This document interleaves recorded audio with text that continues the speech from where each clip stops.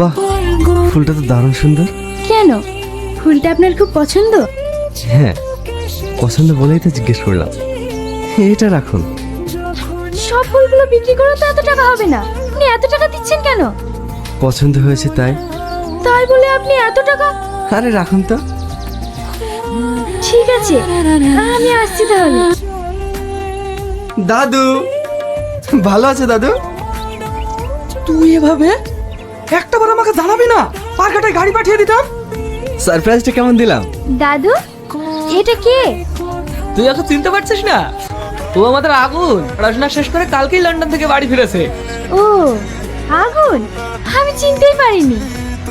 এই এভাবে কি দেখছিস? তুইও নিশ্চয় চিনতে পারিস নি? আরে ও আমাদের ঝুমুর মালিনীর মেয়ে, আমাদের এখানে প্রতিদিন ফুল দিতে আসে। দাদু, আমি তাহলে আসছি। একটু বসবে না? আমাকে অনেক জায়গায় ফুল দিতে যেতে হবে।